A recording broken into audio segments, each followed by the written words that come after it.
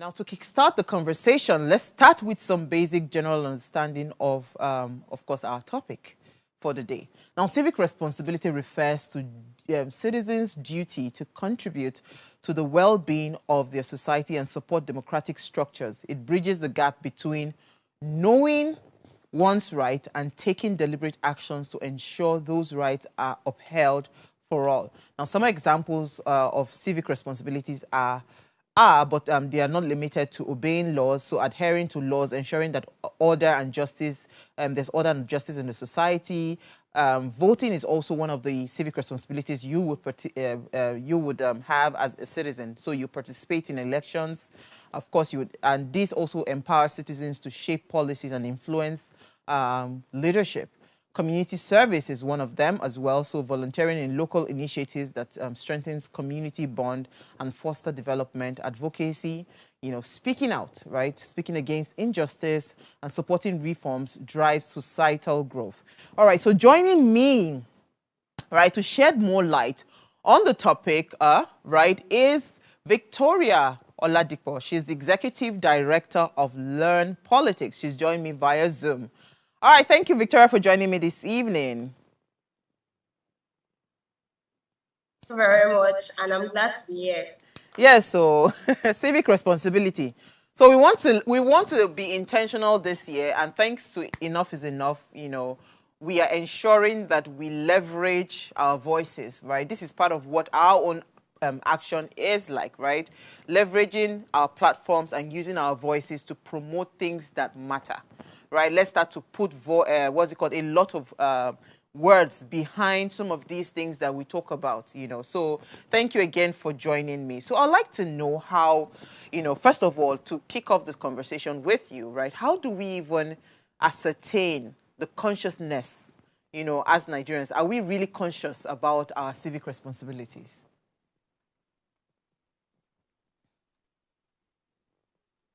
Victor, are you there? Are we having network issues again today? Because, the reason I'm asking this question, Victoria, are you there?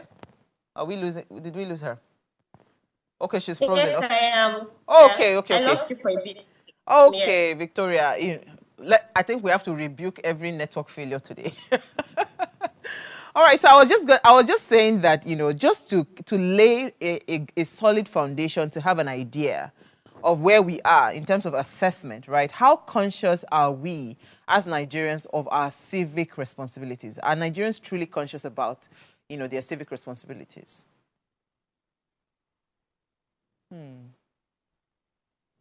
Okay, so this is why we run away from Zoom, right?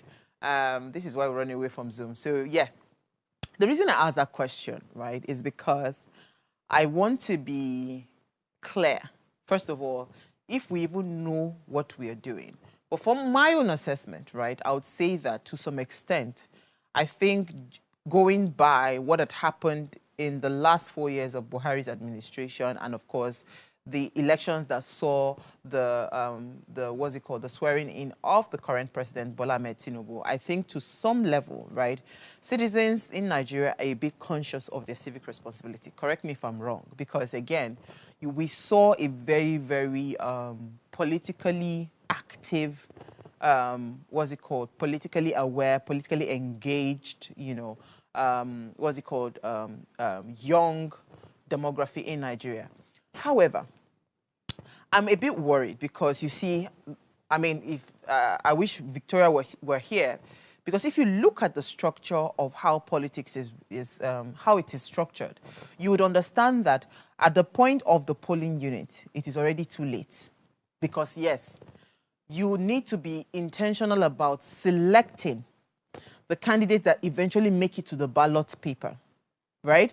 Because prior to now, we've always had the cases of, even up till now, we still have always in our elections is this between the devil and the deep blue sea, which one is the lesser evil that we need to pick, right? That has always been what it is. But you see, I believe that if citizens are conscious of their responsibilities, right, their civic responsibilities, it will take us to be intentional about engaging at local levels where we are politically aware and we're getting ourselves involved in political parties. where we are now part of delegations that then elect or select candidates that eventually make it to the ballot box, right? Because again, this is where we have certain challenges. So we're asking, how can citizens, protect their civic rights, right? There are different ways we can protect our civic rights.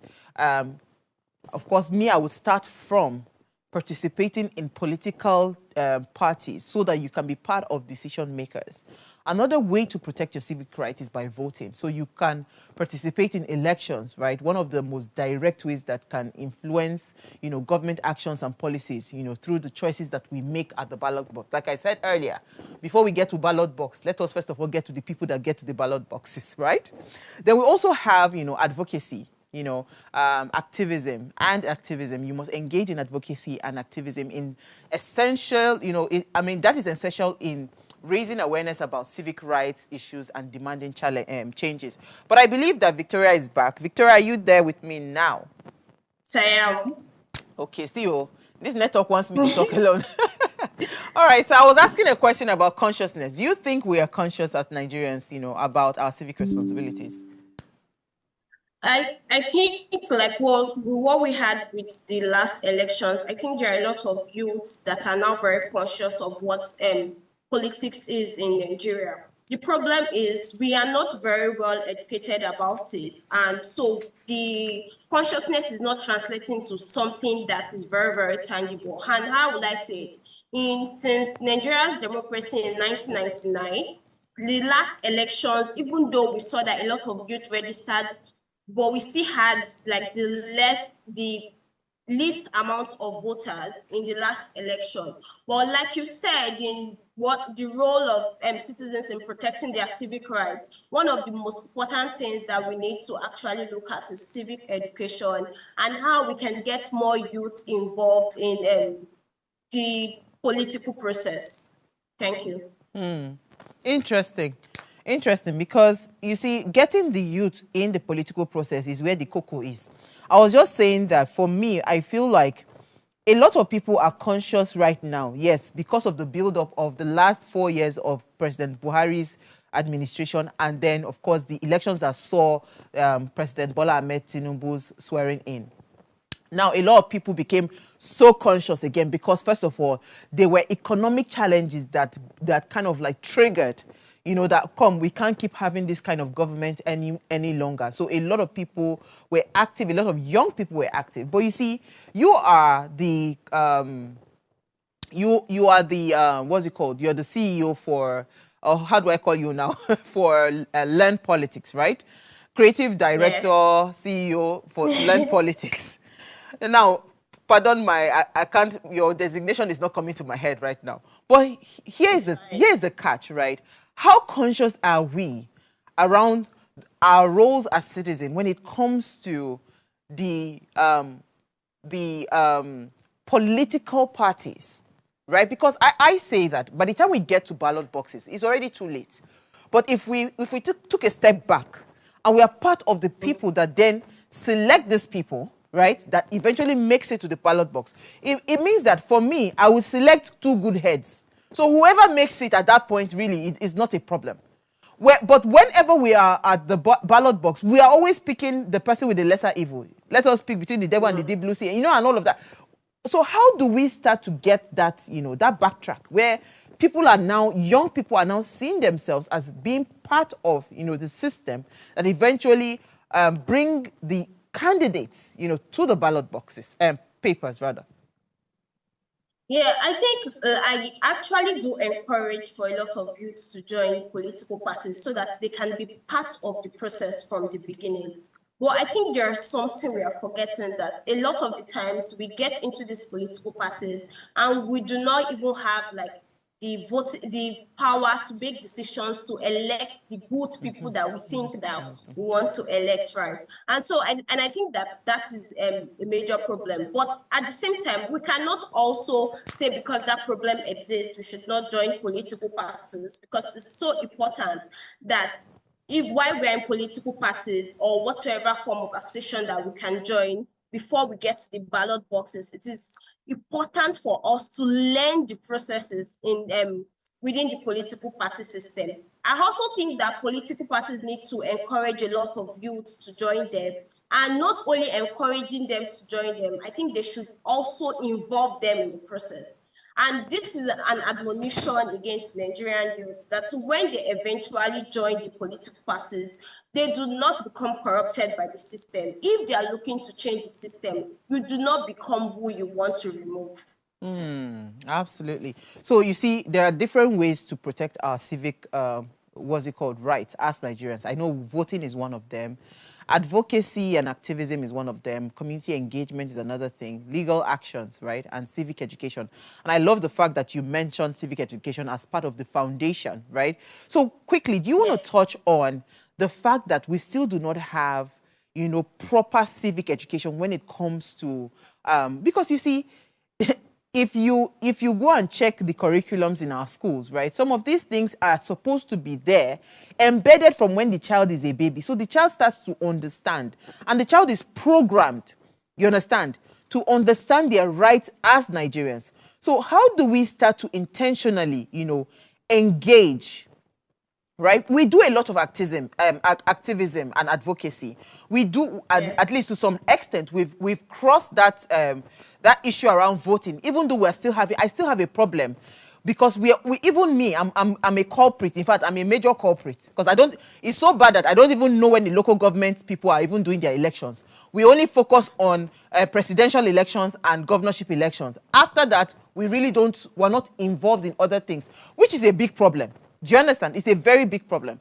So how do we, first of all, let us even backtrack to education.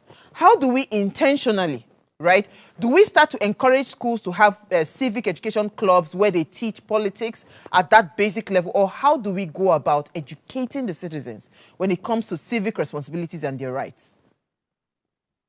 I would want to say that despite the fact that the Nigerian education system has included civic education for nursery, primary, and primary school and secondary schools, I do not even think that it translates into an active democratic process. And why do I say so? A lot of the time, students actually read to pass exams, especially when that subject is not going to be very important in the kind of course they want to study in school. Another thing I would also say is that curriculum for the civic education has a lot of citizenship rules, like, oh, how do you use the traffic light, drug abuse, which are actually very, very important. But with us as youths now, for those people that are no longer in school, that those are the people that are possibly eligible to vote and all that, they can go through the process. There are a lot of resources now that they can use to learn about their civic rights and the citizenship rights. For those that are still in school, a lot of organizations are coming up right now that are helping young children and young students to developing programs for them to be actively involved beyond what they are learning in the four walls of the classroom. Like, for example, students in SS, they should know how a bill is passed. They should know the process of a recall. They should know how these things are being done by the legislature.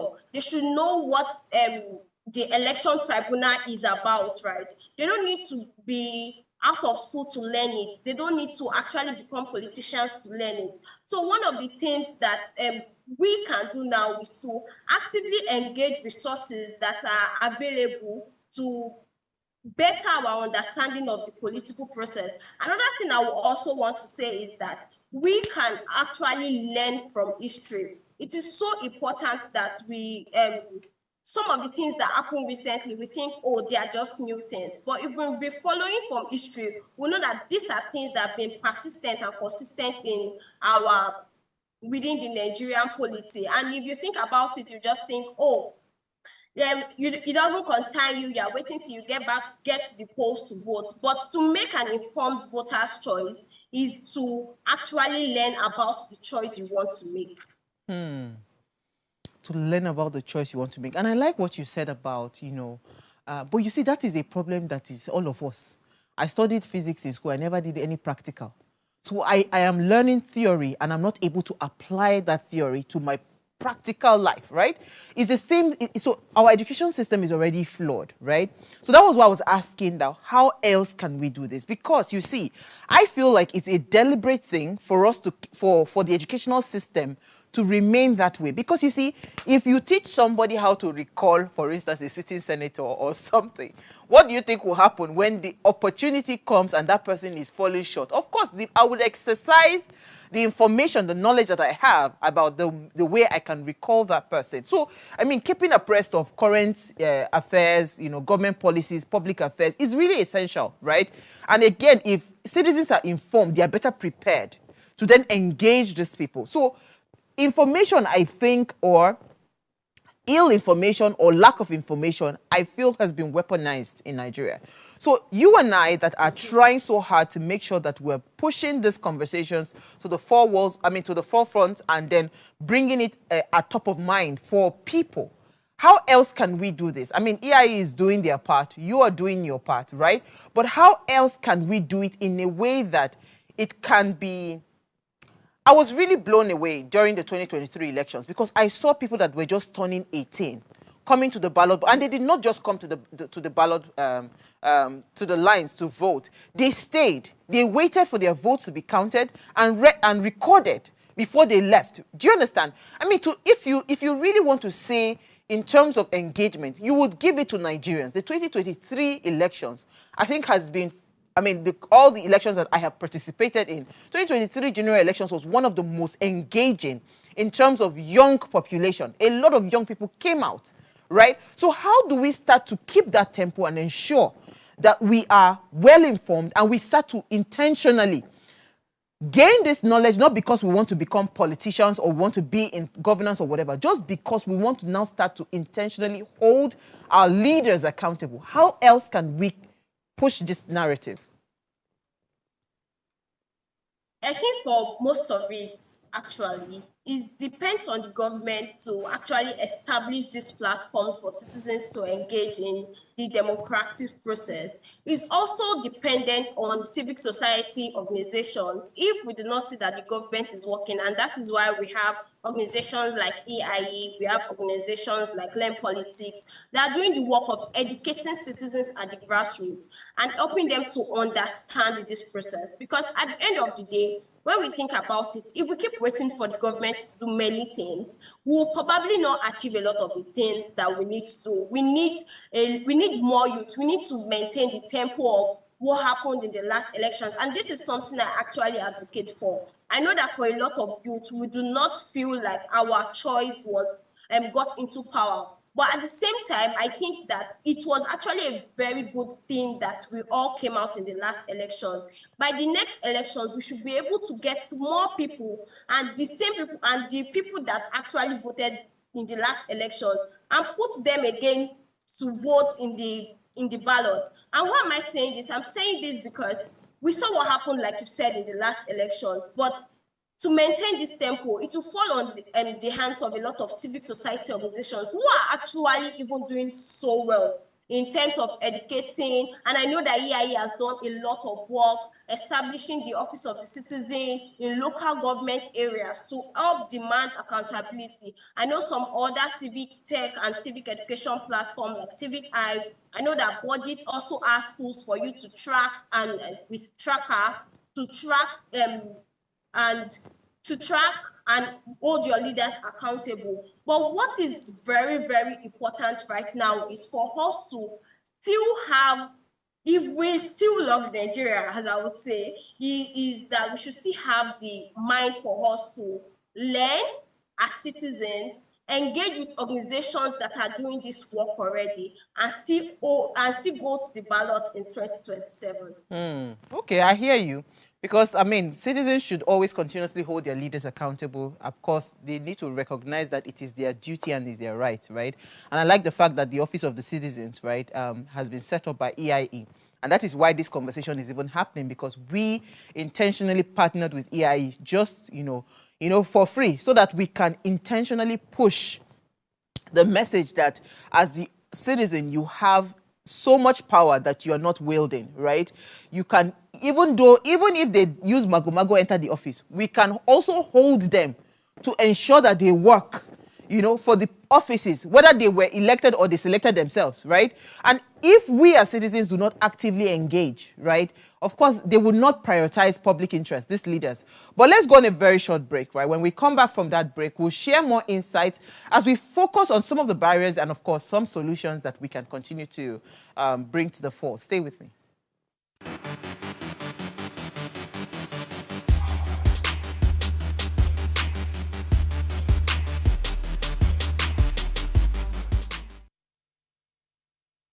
Life is made up of moments, some that fill us with joy, others that test our strength. Welcome to Heartlines. This is our space to explore the highs and lows of human connection, the love, the heartbreak, and resilience that shapes our life. From relationships to friendships, parenting to partnerships, and so much more. Every week, we share stories and conversations that define us, navigating love, separations, the struggles of parenting, dealing with anxiety and managing the pressures and stress of life. Real conversations that bring us closer, helping us heal, grow, and connect. So join me Mondays through Fridays at 10 p.m. for Heartlines, the show where we'll connect hearts, have real conversations with real people, one story at a time.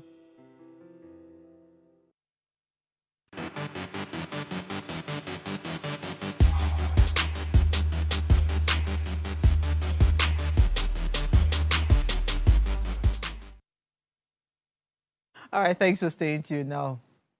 Our focus tonight is on civic responsibility and how we can turn our voices into action. For us here, it's action this year. Please, let's hear what you have to say. Remember, you can join the conversation. Send us an SMS or WhatsApp to 081-803-84663. You can also open our phone lines are now open. You can also call us on 070-2500-7749 or 070-142-42420. Let's hear what you have to say. Somebody is sending me a message that, oh, take it easy, take it easy. We can see yes, it's the vibration. The matter is serious. And I still have with me the executive director. I got it this time around. Victoria Oladipo. She's the executive director of Learn Politics. Thank you so much for staying with me. Okay, so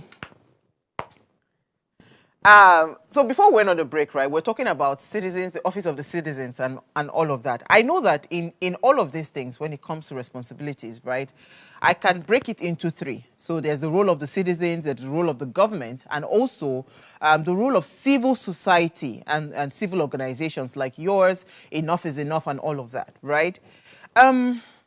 Is that enough? For us to start to, if all parties played their role, do you think we'll start to get any headway when it comes to getting better governance? Is that possible? Yes, I think it's very possible if every party plays their role. The problem we've had recently or within the Nigerian politics, civic society organizations are playing their role. Probably the citizens are actually picking up to play their role, and the government is not playing its own role, or the government is not engaging actually with its stakeholders to play its own role. So I think it is possible that if every aspect, from the citizens to the government to CSOs, non-profit NGOs are playing their role, we are going to have what we expect in terms of active democracy. I hear you. So when we started the first half of this conversation, we actually really dwelt on us as citizens, right? I mean, staying informed, right? Voting, advocacy, joining or supporting organizations that are advancing civic responsibilities. If you wanted to go through what the government would do, what would that look like, right? What is their own role? Because you see, I think if we go again back to the 2023 general elections, to some extent, I think Nigerians, I'll give it to us, we did our part. Right? We monitored the elections, we stayed with our votes, we made sure our votes were counted and everything. The government had one job: transmit these things electronically, right? Put up a transparent system, and yet we did not see any of those, right? So first of all, what do you think the government, what do you think their roles are when it comes to better what's it called, better governance, and promoting good civic responsibilities in their nation. That's one. Then if the government is not doing their job, how do we as citizens, go back to them? Okay. For the government, I think the government needs to establish platform for citizens to engage in policy-making processes. It also needs to strengthen its legal and institutional frameworks to uphold justice and equality. Because if the government is not playing its own role, no matter what we do, even within the civic society space, even as citizens, it just feels like, oh, we are not doing anything. We are pouring water into a basket, right? But the government needs to do its own part. The government needs to establish the platforms. How can we reach our representatives from the state government to the federal government to the local government to how can we reach our representatives? One of the things that you ask a random citizen is, do you even know who your local government chairman is? Or you ask a citizen that, have you ever participated in any town hall before of your local government? And you hear that they say things like, oh no, they don't even know that these things exist. They do not know that these things exist. So it's important for you, the government to actually play its own role in terms of, it's important for the government to actually play its own role in terms of putting the platforms and the structures for citizens to engage in the policy-making processes. I also think that citizens should actively participate in the democratic process through voting and advocacy, staying informed about the government policies like we've been talking about before, and societal issues. I think that we should also join and support organizations advancing civic rights and responsibilities, because the work cannot fall on the organizations alone. And for the civil society organizations, I think that they should advocate for legal and policy reforms that promote accountability, develop programs that encourage civic engagement at grassroots levels also, and partner with educational institutions, as we've talked about civic education before, to integrate civic studies into the curricula, not just integrating it, but making it holistic for everybody to be able to learn, regardless of the class. I like what you said, that last point. I just wanted to ask, or rather say, or maybe ask, what do you think, how do you think civic responsibility or civic consciousness is taught abroad that makes the child or the person take ownership of the nation? Do you understand what I mean? So, you see, the way we teach in Nigeria, it is just learn, cram it, and go on, like you had rightly mentioned, earlier on in the conversation. But you see, the way you will see an average citizen outside of the shores of this country, they take ownership. They say, if I don't do my part, this country will fail. So they've been able to embed the love for country in them, in their subconscious, that keeps them engaged, right? So I like that we are partnering with, civic organizations will partner with educational institutions, to bring about that active information dissemination, avenue, or, but how do we ensure that the messaging, that we are sending to this educational institution, it is well received and it becomes part of the citizen? I'll take, for instance, I always say to people that I don't see across tribal lines, I don't see across whatever lines. I first of all agree that I am first Nigerian. So when I deal with you as a Nigerian. As simple as that message is, that message can transform how we do things in this country. It means that politicians will no longer use, tribal lines or religious lines or whatever lines to divide us, right? Because now, if we see ourselves as Nigerians first, if that is the only message we start to subliminally, plant in the minds of people, that will solve, I think, about 60% of some of our challenges when it comes to landing ourselves at ballot boxes and fighting each other over this one is my tribe, this one is not my tribe. So the question is, how do we intentionally, and what kind of message would be effective for this engagement to happen? I think one of the examples I will actually give was a school shooting in the USA many years back, and I watched a video of I think 8 or 12-year-old child standing up to the police and reminding them that their duties were to protect them. And it actually touched me and gave me deeper research into children's political participation, because I found out that in many countries and in Nigeria, funnily enough, we have the children parliament, right? And an example of a country like Turkey, they bring their children from different ages, different classes, and different schools to form a parliament, and that are actively participating in the process. But again, the number one place for socialization, like any sociologist will tell you, is the family, right? And I think that's the problem we also have, unlike in other countries, or with using the USA as a very good example.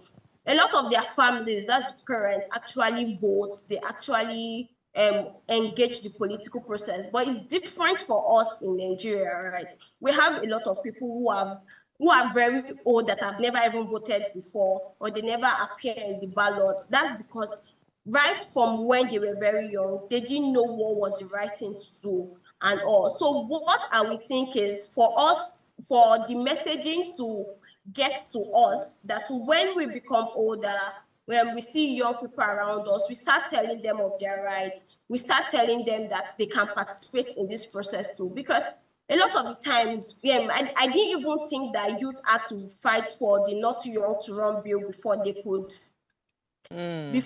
participate in politics, because the youths are actually a larger percentage of the Nigerian population.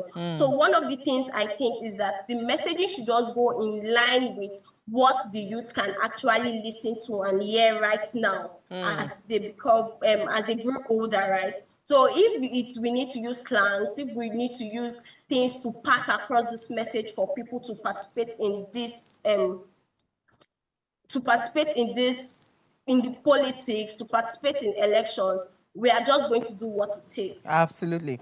So let me take some comments. I mean, speaking to what you said, somebody said that I also think it's in addition to education, it says we need more youth voices in the influencing class. So in bracket, it says the content creators and celebrities to really step up, because they have the platform to compel youth to engage. It then says, I also think it's a joint effort. Everyone needs to actively play their role. Well said. Thank you so much, Talent Speaks. Then Idowu Boluwatife says, well said. Kezia says, well said, Olaiton.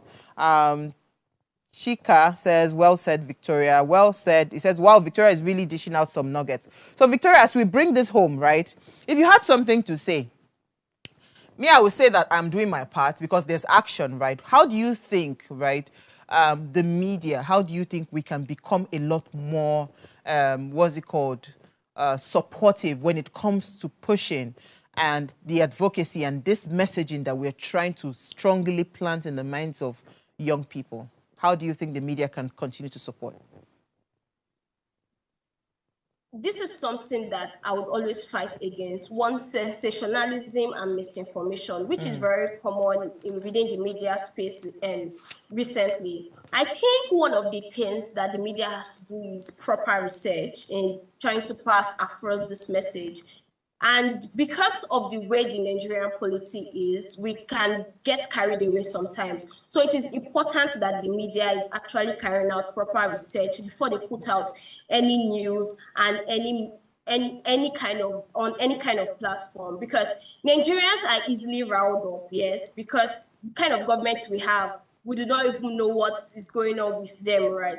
But it is just important to guide us in the right place by putting out the kind of information that we can learn from, we can propose recommendations for, and we can also look at and say, oh, okay, this is what we are advocating against, and this is what we are going to become activists for. And I think that's the major way that the media can do this, by putting out the correct information concerning news, concerning anything going on around us, concerning proper political education or civic engagement. We just need the media to We need the media to put out the right information for us. And I mean, somebody says, couldn't have said it better. And honestly speaking, I would say well said. Now, let me explain how this partnership came about. Because even media houses, we need to understand that we are not custodians of information. Some organizations have taken out time to work really hard to ensure that they are gathering not just information, they're also gathering data to back that information. Organizations like yours, Learn Politics, organizations like Enough is Enough. I mean, there's Kunle's organizations, what's it called? Now I forget the name Electoral now. College. Electoral College, right? There are so many organizations. You mentioned budget, right? So many organizations. And I think media organizations need to get to that point where you say, you know what? For us to move this country forward, partnerships like this, right, should be had so that we can then push the message and have one voice and have, what's it called? Not just having one voice, but having the right voice and having the correct voice, you know, because there's wrong information here. So I would say well said. Thank you so much, Olaiton. Somebody called you Olaiton, so I've added the name to your name. Victoria, thank you so much. All right, so we've had an amazing time. Thank you for your time. And we'll continue, of course, because, again, as I mentioned earlier, we actually intentionally dedicated our Mondays to partner with Enough is Enough so that we can continue to bring the right set of people to disseminate the right information and continue to push, you know, so that we as citizens, we need to, like, you need to soak yourself into what your roles and your responsibilities are as citizens.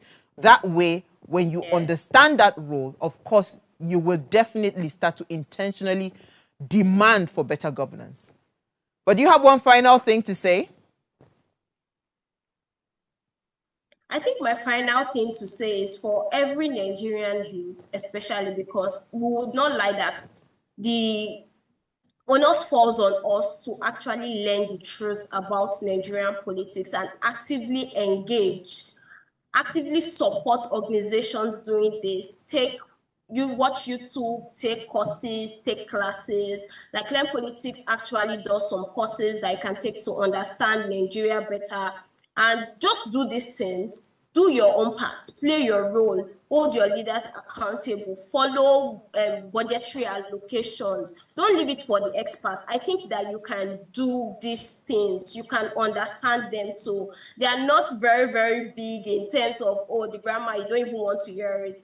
But follow the people that are doing these things, right? Follow the people that are doing these things and get enough knowledge to be able to actively participate.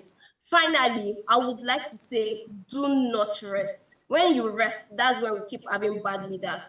But don't rest. Let us stand up, take our guards up again, and vote in the coming elections.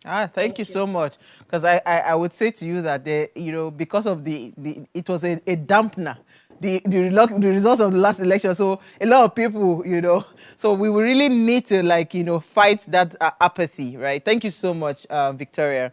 She is the executive director of Learn Politics, and you should go check them out. They're doing amazing work. It's very important. We'll be telling you the right organizations to follow so that you too will get yourself informed. Now, civic responsibility requires active participation from every Nigerian by transforming awareness into actions. Citizens can strengthen democracy, safeguard their rights, and ensure accountability in governance. The path to progress lies in recognizing that every citizen's contribution matters. Don't say, waiting be my own side, not just one person I be. No, your voice matters. So together through advocacy, education, engagement, and a just and equitable society can, of course, be achieved. Thank you again, Victoria. Thank you. Enough is enough. Yes, we'll continue to do this again. But before I go, ensure you subscribe to our YouTube channel.